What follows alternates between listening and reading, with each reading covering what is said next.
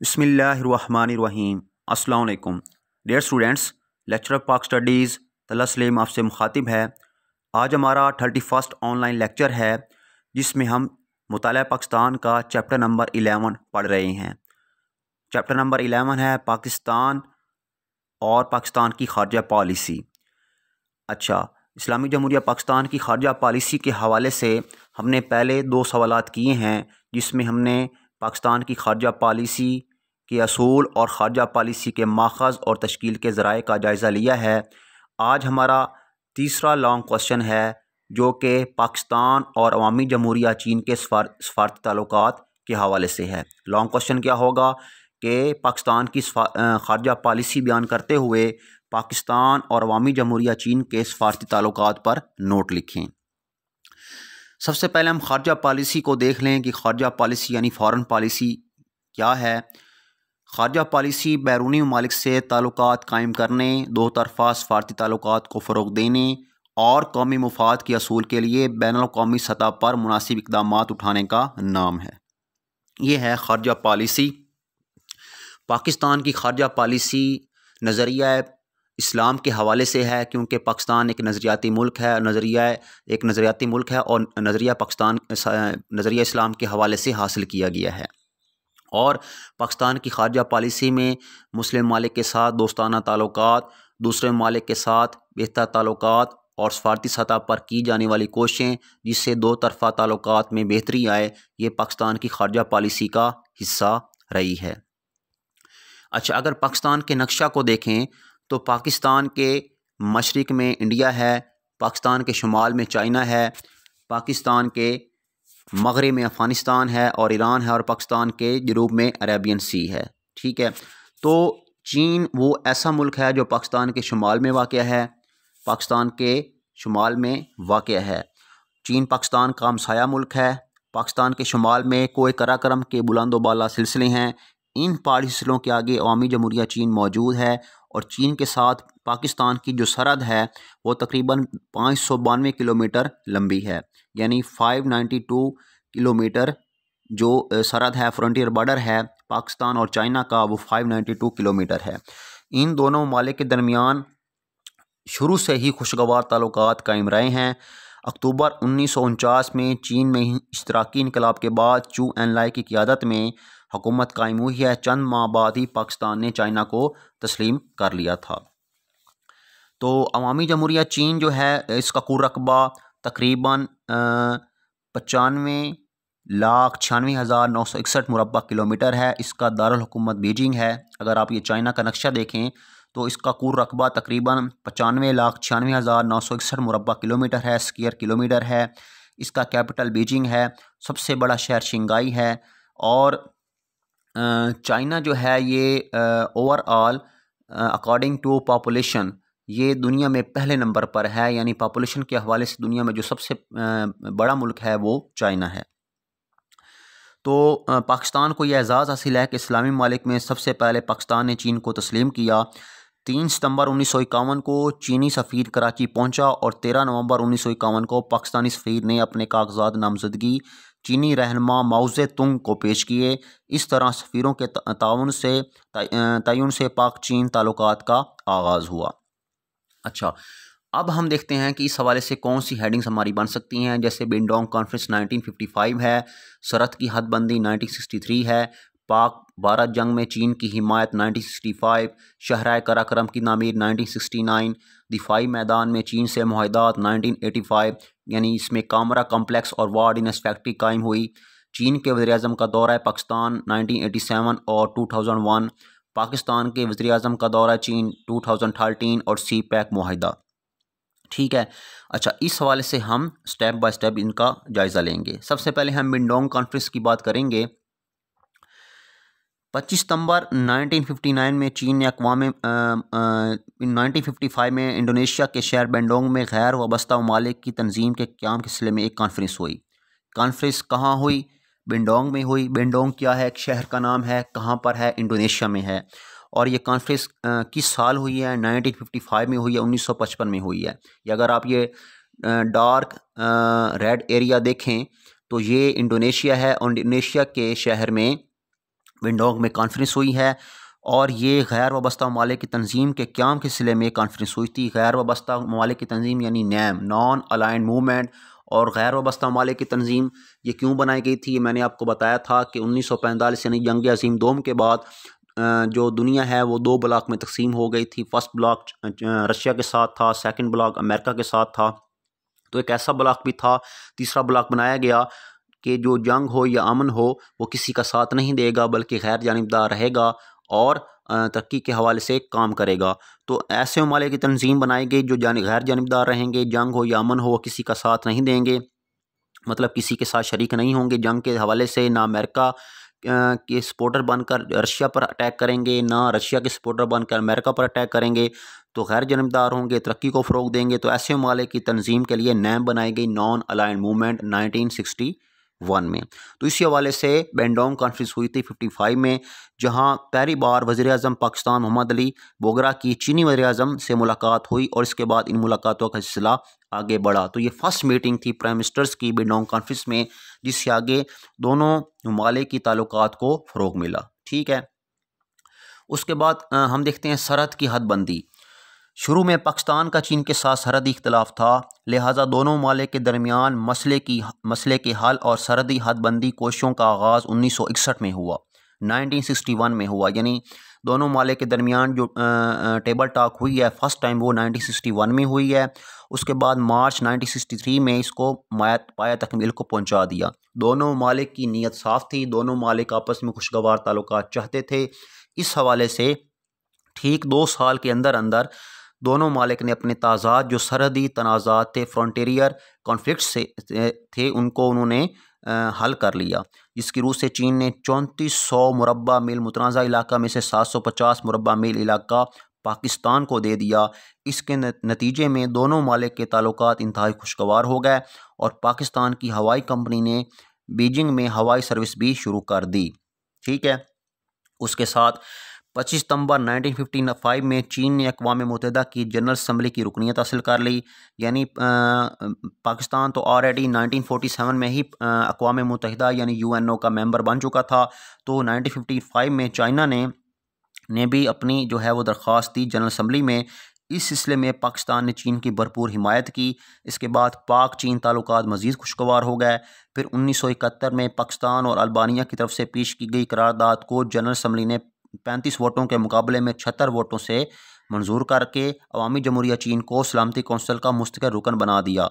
यानी अवामी जमहूरिया चीन ये अक़वाम मुत्तहिदा के इदारे सलामती कौंसिल का मुस्तकिल रुकन भी है।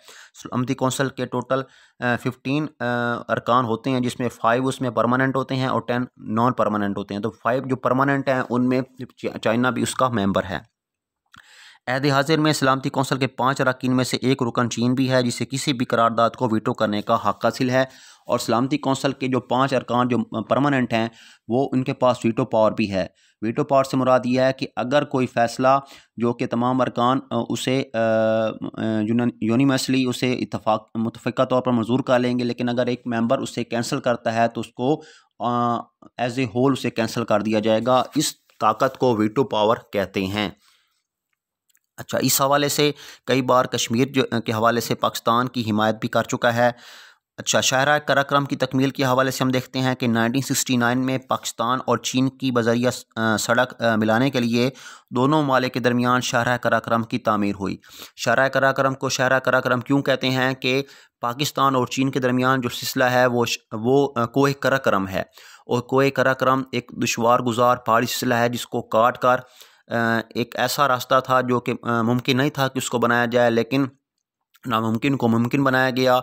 चाइना और पाकिस्तान के इंजीनियर्स ने मिलकर इसको मुमकिन बनाया और 1969 में इस सड़क को, इस शाहराह को मुकम्मल कर दिया गया, इसके ज़रिए दोनों ममालिक के दरमियान करीबी रब्ता कायम हुआ, कई वफूद का तबादला हुआ और तिजारत का आगाज़ भी हुआ।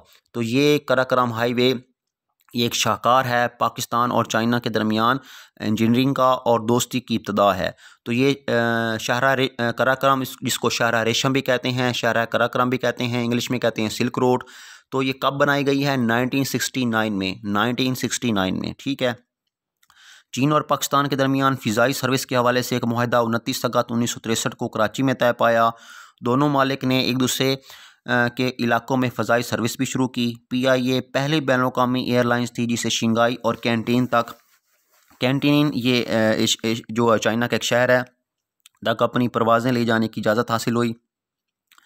इसके हवाले से चीन ने अहम किरदार अदा किया। इस तरह पाक बरा जंगों में चीन ने क्या किरदार किया। सितंबर 1965 की जंग में चीन ने पाकिस्तान की भरपूर मदद की और जंग के बाद पाकिस्तान को हर मुमकिन माशी मदद भी दी। 1971 की जंग में रूस की वजह से चीन बराह रास्त मुलाक़ात नहीं कर सकता था, इसलिए चीन ने पाकिस्तान की सिर्फ अखलाकी और सियासी मदद की। लेकिन जंग के बाद चीन ने बांग्लादेश को इस वक्त तक तस्लीम नहीं किया जब तक पाकिस्तान ने इसे तस्लीम नहीं किया। मसला कश्मीर के हवाले से कई बार चीन पाकिस्तान के मौक़िफ़ की हिमायत कर चुका है। चीन ने मसला कश्मीर पर पाकिस्तान के मौक़िफ़ से बिल्कुल हम आहंग मौक़िफ़ अपनाया और दो टोक अल्फाज में कश्मीरियों के हक़ के खुद इरादियत की हिमायत की। पाक चीन रहनुमाओं के तमाम आलामियों में यह दर्ज किया गया है कि कश्मीर का मसला सिर्फ कश्मीरियों की मर्ज़ी के मुताबिक हल किया जाएगा। चीन ने 1965 में भी कश्मीरियों की जंग आज़ादी में हक़ की आवाज़ को बुलंद किया था। अच्छा, अब इसके हवाले से अगर हम देखें कि इसके हवाले से जो दिफाई ताल्लुकात हैं या दिफाई मुआहदात हैं, जैसे दिफाई मैदान में चीन ने काफ़ी मदद की है। कामरा कम्प्लेक्स और वार्डिनस फैक्ट्री की तामीर में दिफाई मैदान में भी पाकिस्तान और चीन के दरमियान 1985 में कई मुआहदात हुए। दिफाई मैदान में पाकिस्तान और चीन के दरमियान डिफेंस सेक्टर में कब मुआहदात हुए? 1985 में, 1985 में, जिनके तहत कामरा कम्प्लेक्स और पाकिस्तान वार्डिनस फैक्ट्री की तामीर में पाकिस्तान की मदद की। कामरा कम्प्लेक्स क्या है? ये दरअसल एयरफोर्स के हवाले से बनाया गया एक इदारा है।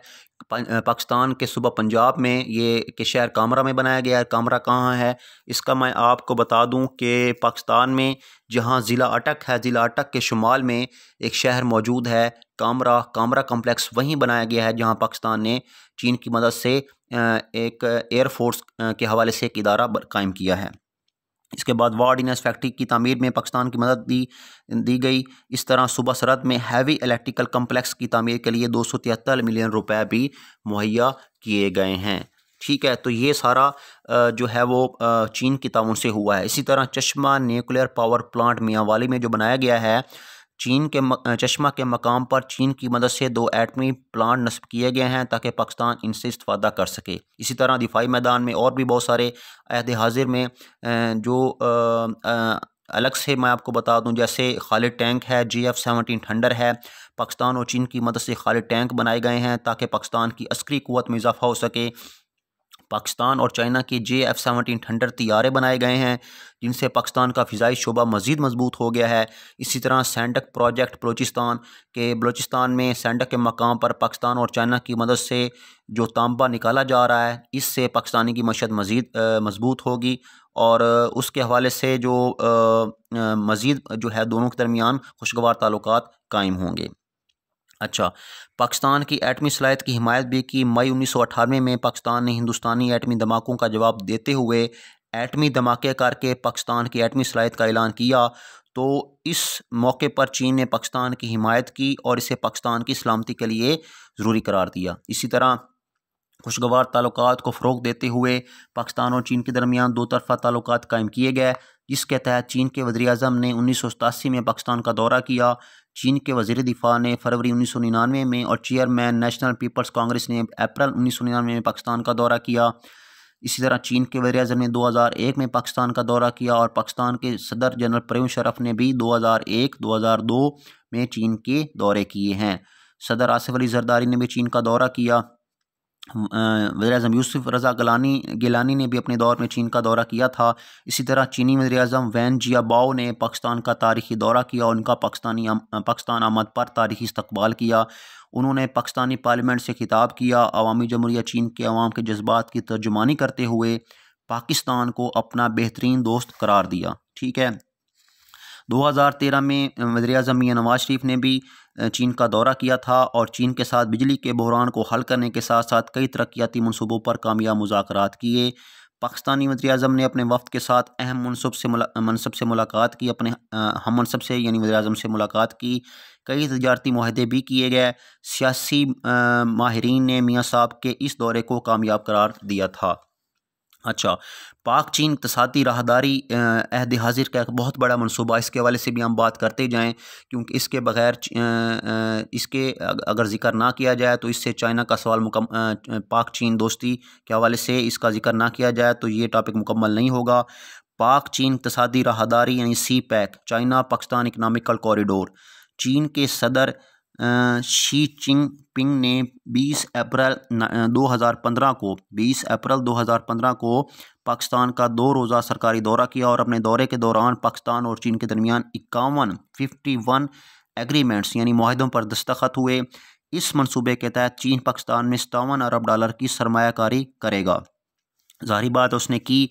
$35 अरब तवानाई के मनसूबों पर खर्च किए जाएंगे। 10,000 मेगावाट बिजली जो है वो जो पैदा की जानी थी वो पैदा करेंगे, ग्रिड स्टेशन में शामिल कर दी जाएगी। इस मनसूबे के तहत इंफ्रास्ट्रक्चर, सड़कें, ड्राई पोर्ट्स, रेलवेज़ और यूनिवर्सिटीज़ कायम की जाएंगी। ग्वादर पोर्ट को यूनिवर्सिटी का दर्जा भी दिया जाएगा। ये मुस्तकबिल में ऐसी प्लानिंग है। जदीद तरीन एयरपोर्ट्स भी कायम किए जाएंगे। ये मनसूबा न सिर्फ पाकिस्तान के लिए बल्कि पूरे खित्ते के लिए फेट चेंजर की हैसियत रखता है। इस मनसूबे को ज़िंदगी भर की तरक्की से मनसूब किया जा रहा है। 20 लाख लोगों को रोज़गार के मौके फराहम होंगे। चीन के सूबे सिंकियांग से लेकर ग्वादर पोर्ट तक सड़कों को असर नौ तामीर किया जाएगा। अच्छा, ये मनसूबा 2015 में शुरू हुआ और ये जो सड़कों का एक जाल है ये दरअसल शहरा रेशम का आगे एक्सटेंड है कि ग्वादर एयरपोर्ट तक ये सड़कों का जाल बिछाया जाएगा, यानी शाहराहों का। तो ये शुरू कहाँ से हो रहा है? चीन के सूबा सिंकियांग के शहर काशगर से शुरू हो रहा है और पाकिस्तान में सूबा बलूचिस्तान के ग्वादर तक ये बनाया जाएगा।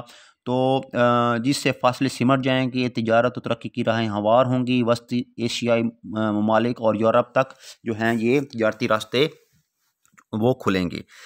चीन में one belt one road conference का इनेकाद भी किया गया है, जिसमें पाकिस्तान के वज़ीर-ए-आज़म ने भी शिरकत की। 128 के करीब मुस्लिम ममालिक से सरबराहान, नुमाइंदों और मंदूबीन ने शिरकत की थी।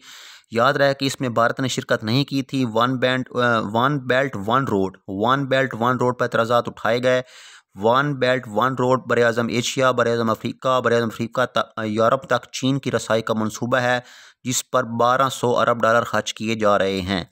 इसी तरह 4 मुल्की मुज़ाकरात भी हुए, जिसमें चीन, अफ़गानिस्तान, अमेरिका और पाकिस्तान के हवाले से सफ़ारती ताल्लुकात पर गौर किया गया।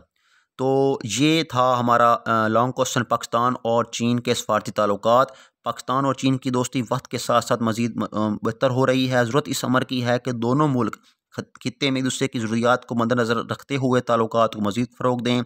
पाकिस्तान और चीन की अवाम दिल से एक दूसरे का एहतराम करते हैं, लिहाजा ये कहना दुरुस्त होगा कि पाकिस्तान और चीन की दोस्ती को हिमालय के पहाड़ों से बुलंद और समंदरों से गहरी है। ठीक है, अब आप इसका लॉन्ग क्वेश्चन बनाएंगे।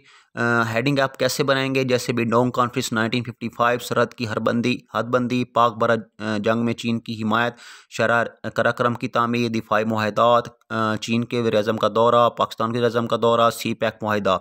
और उससे पहले आप लिखेंगे अवामी जमहूरिया चीन का तारुफ और उसमें लिखेंगे खारजा पॉलिसी की तारीफ़। ठीक है, तो इस तरह हमारा एक लॉन्ग क्वेश्चन बन जाएगा।